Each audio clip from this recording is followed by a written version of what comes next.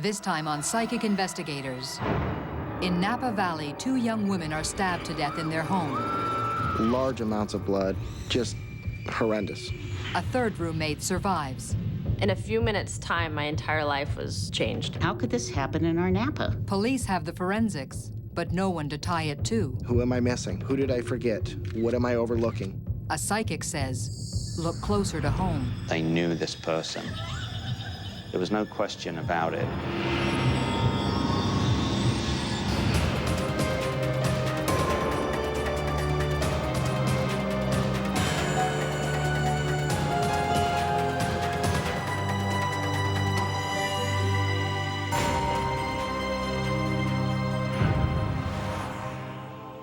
Napa Valley, the heart of California's idyllic wine country.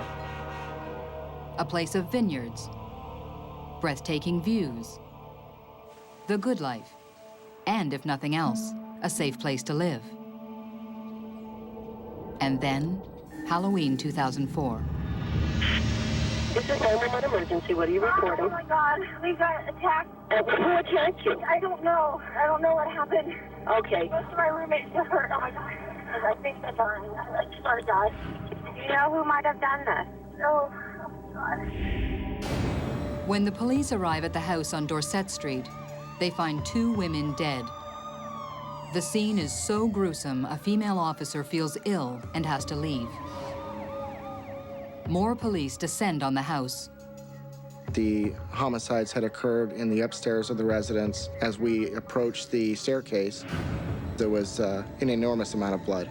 Detective Kirk Primo was a 14-year veteran with the Napa Police Department. Not wanting to contaminate the evidence on the stairs, Detective Primo uses a ladder to get his first look at the carnage.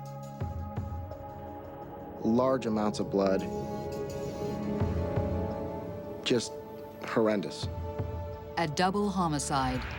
Leslie Mazzara and Adrian Insomnia, both 26. I always live by the rule of the crime scene's always at least twice the size as what it appears.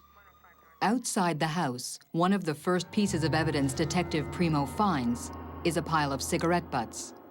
They didn't appear to be weathered.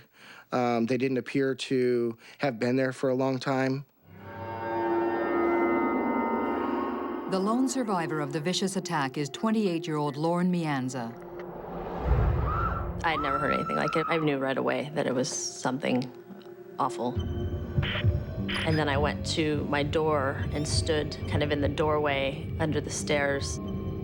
I heard a male flying down the stairs.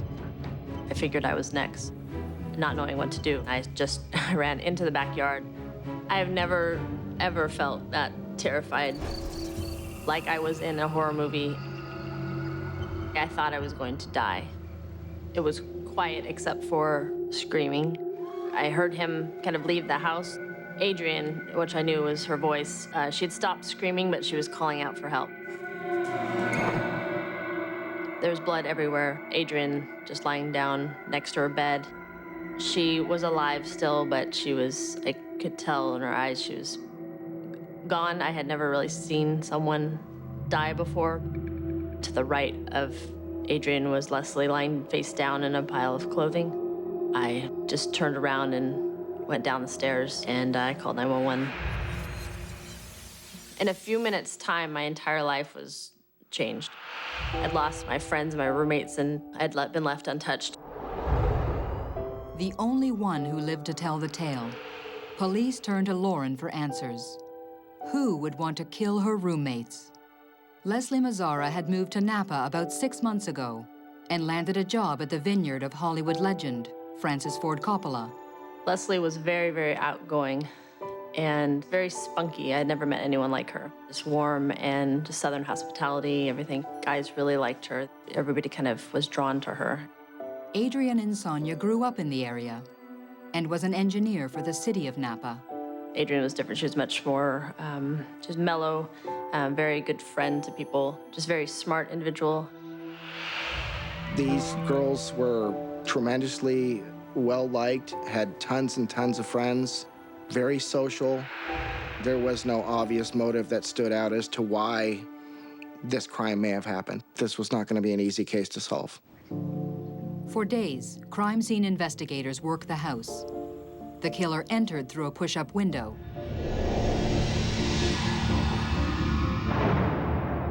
There, they find fibers and what they hope is his blood. Nothing appears stolen. He's left no fingerprints and no weapon. All the evidence is sent for testing. Well, the first reaction from the community was just shock and disbelief that something like this could happen in our quiet little Napa. Marcia Dorgan covered the story for the Napa Valley Register. People were worried, they were scared. I mean, they didn't know if they had a serial killer out there running around. But the police don't think the murders were random. They think this is a crime of passion. A pattern of the blood evidence that was collected, the anger and aggression. The autopsy results support their theory. Cause of death, multiple stab wounds.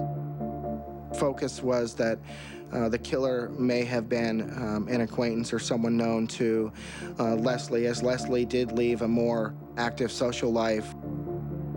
Leslie just attracted males. She had a lot of men interested in her.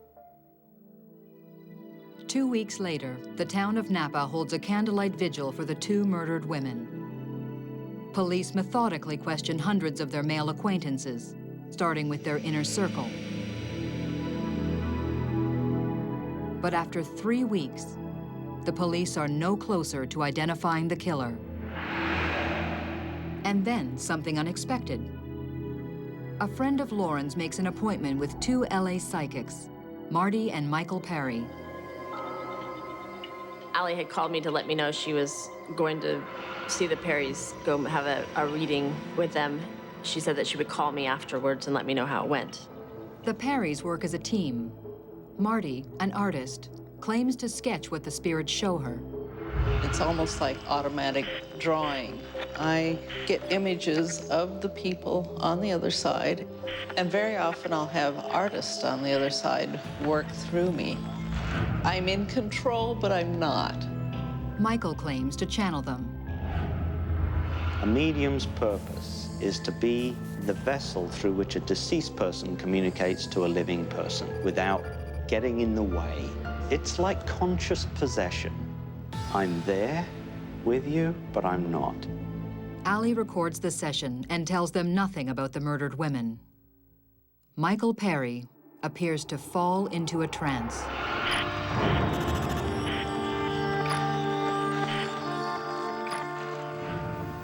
I have 2 people here.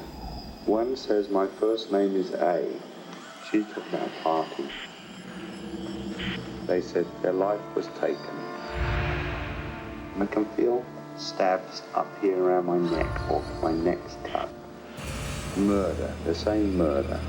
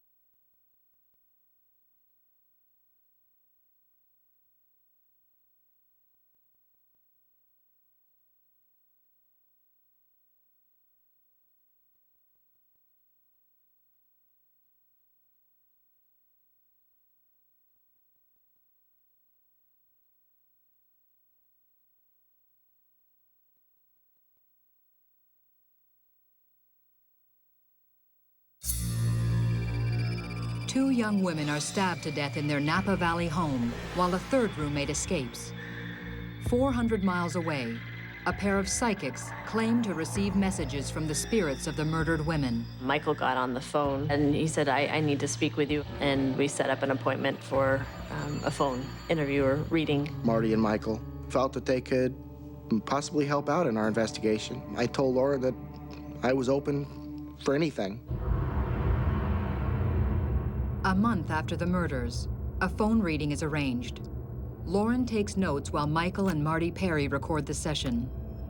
Marty allows spirits to guide her hand as she begins to sketch, while Michael enters a trance and establishes contact with the murdered women, Leslie Mazzara and Adrian Insomnia. You know, she's the loudest one. She's the talker to me. Michael had told me that Adrian was coming through more clearly. She had a very analytical mind, so she was definitely in the forefront of everything, whereas Leslie kind of stood back. She says you'd have stayed, you'd be dead too. You understand?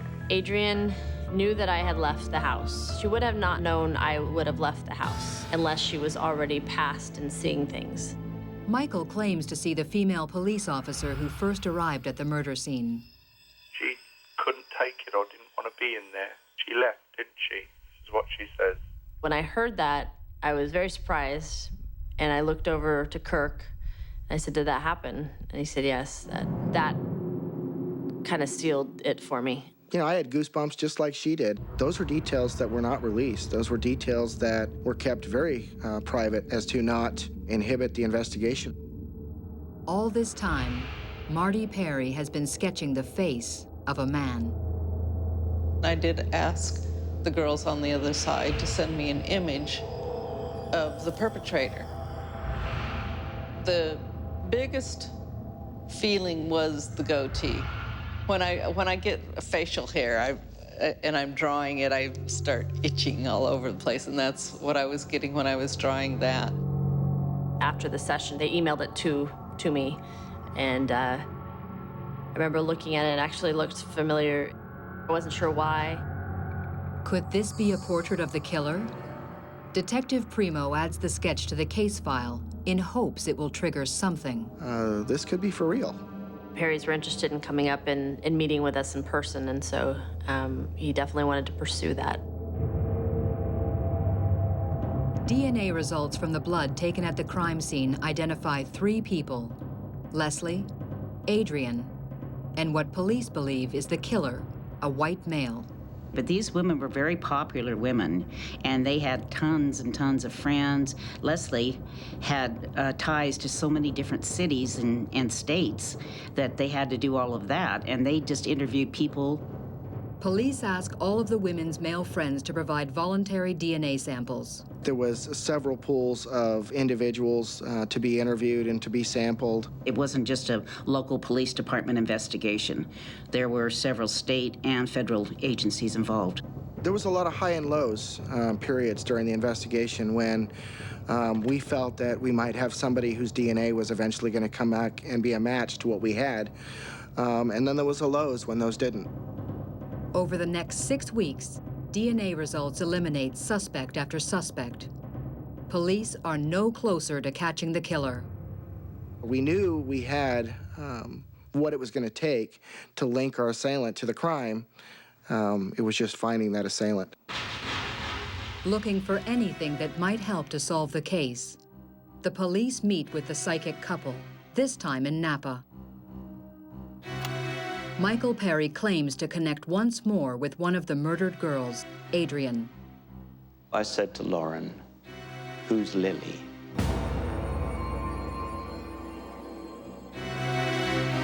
Lauren can only think of Lily Prudhomme, Adrian's best friend. They worked together very closely, so they knew each other well from that. Adrian, when I met her, lived across the street from Lily.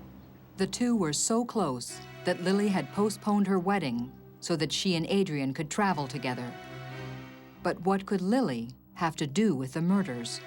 There was no way that I even would second guess any Lily or anyone related to Lily being involved.